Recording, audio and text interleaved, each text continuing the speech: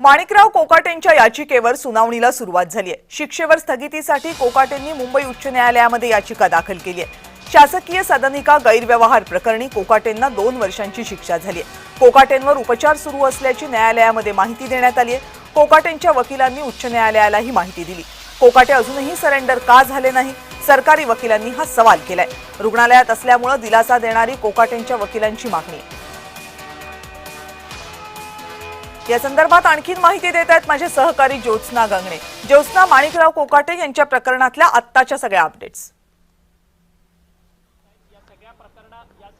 आपण बघतोय कविता राणे, फार महत्त्वपूर्ण जे आहे ते आता एक माणिकराव कोकाटे या संदर्भात जे आहे ती सुनावणी सुरू झालेली आहे। सर्वात महत्त्वाचं म्हणजे नाशिक सत्र न्यायालयाच्या या निर्णयाला मुंबई उच्च न्यायालय स्थगिती देत आहे का, त्या संदर्भात जे आहे कोर्टाने सर्वात महत्त्वपूर्ण या ठिकाणी निरीक्षण नोंदवले ते म्हणजे माणिकराव कोकाटे यांनी सरेंडर केलं होतं का, अशा प्रकारचा सवाल जो आहे तो आता माणिकराव कोकाटे यांच्या संदर्भात जो आहे त्यांच्या वकिलांना कोर्टाने विचारलेला आहे। सगळ्यात महत्त्वाचं म्हणजे माणिकराव कोकाटे हे खटल्याच्या वेळेस सुद्धा उपस्थित नव्हते आणि सुनावणीच्या म्हणजे जो काही निर्णय नाशिक सत्र न्यायालयाने दिला त्यावेळेस उपस्थित नव्हते आणि ते पोलीस इथे मुंबईच्या त्यांच्या निवासस्थानी होते। नंतर त्यांची तब्येत बिघडली आणि ते लीलावतीला होते, त्यामुळे ते खटल्याच्या वेळेस सुनावणीच्या वेळेस नाशिक सत्र न्यायालयाच्या निर्णयाच्या वेळेस ते उपस्थित नव्हते।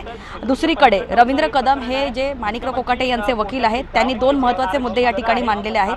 ते म्हणजे हे संपूर्ण प्रकरण जे आहे ते 1995चं प्रकरण आहे आणि 1995च्या वेळेस ज्यावेळेस या शासकीय सदनिकेसाठी माणिकराव कोकाटे यांनी अर्ज दाखल केला होता त्यावेळेस त्यांनी अर्ज करताना 12 महिन्याच्या पूर्वीच्या त्यांच्या उत्पन्नाचा दाखला जो आहे तो 1988चा उल्लेख देण्यात आलेला आहे। म्हणजे माणिकराव कोकाटे यांच्या वकिलांचं असं म्हणणं आहे की बनावट कागदपत्र नाही आहेत, तर ते कागदपत्रामध्ये जो काही त्यांचं नियोजन किंवा आर्थिक त्यांची जी परिस्थिती सांगण्यात आली होती ती परिस्थिती त्यांची खरी होती, कारण त्यांनी सांगितले की ती माणिकराव कोकाटे यांना त्यांच्या वकिलीतून 1000 रुपये तर त्यांना इतर 2500 असं त्यांना जे आहे ॲफिडेव्हिटमध्ये त्यांनी उल्लेख केलेला आहे की त्यांचं उत्पन्न जे आहे माणिकराव कोकाटे यांचं उत्पन्न हे कमी होतं आणि त्याच कमी उत्पन्नाच्या आधारावरती माणिकराव कोकाटे यांनी जे शासकीय निवासासाठी अप्लाय केलेलं होतं। इतकंच नव्हे तर आर्थिक निकष जे आहेत ते सातत्याने बदलत असतात आणि त्यामुळे जे आहे माणिकराव कोकाटे यांची ज्यावेळेस सदनिका घेण्याची वेळ आली त्यावेळेस मात्र त्यांची आर्थिक परिस्थिती जी आहे ती बदललेली होती, त्यामुळे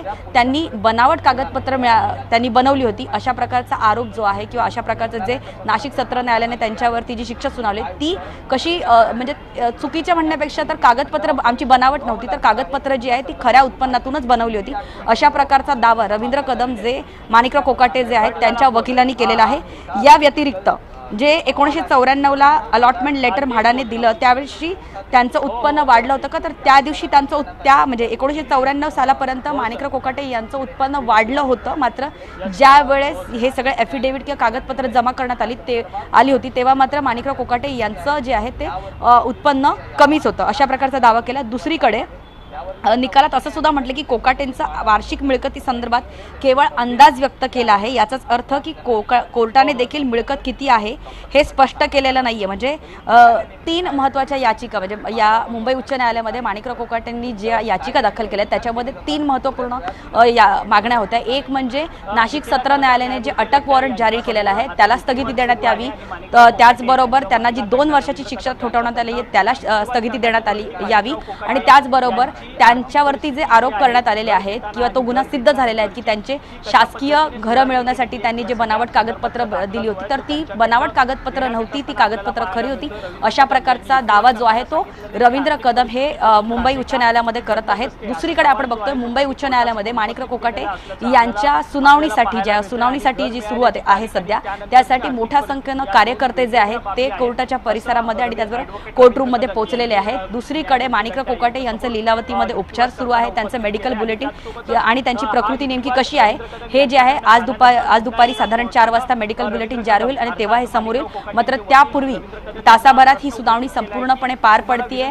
खरोखरच मुंबई उच्च न्यायालय जे आहे ते नाशिक सत्र न्यायालयाच्या या निर्णयाला स्थगिती देत आहेत का, जो अटक वॉरंट जारी केल्यानंतर नाशिक पोलीस जे लीलावती हॉस्पिटलमध्ये पोहोचलेले आहेत माणिकराव कोकाटे यांना अरेस्ट करण्यासाठी, त्यांना माणिकराव कोकाटे यांना ताब्यात घेता येईल का, या सर्वांकडे सगळ्यांचं लक्ष लागून राहिलेलं आहे। मात्र यामध्ये 2 महत्त्वाचे मुद्दे आहेत। एक म्हणजे मुंबई उच्च न्यायालयाला नाशिक सत्र न्यायालयाच्या या निर्णयाला स्थगिती द्यावी लागेल, म्हणजे मग अटक वॉरंट याला सुद्धा स्थगिती द्यावी लागेल आणि जे निर्णय घेण्यात आलेला आहे की तत्काळ त्यांना अटक करण्यात यावी आणि त्यांना 2 वर्षाची शिक्षा याला स्थगिती द्यावी लागेल। आणि दुसरी बाजूला जर मुंबई उच्च न्यायालयाने त्यांचा निकाल उद्यासाठी राखून ठेवला किंवा आजच जर निर्णय दिला, म्हणजे नाशिक सत्र न्यायालयाचा निर्णय त्यांनी जारी ठेवला, तर मात्र माणिकराव कोकाटे यांच्या प्रकृतीवरती हे निर्भर करतं, त्यांच्या प्रकृतीवरती हे अवलंबून आहे की नाशिक पोलीस त्यांना स्वतःच्या ताब्यात घेऊ शकतात का।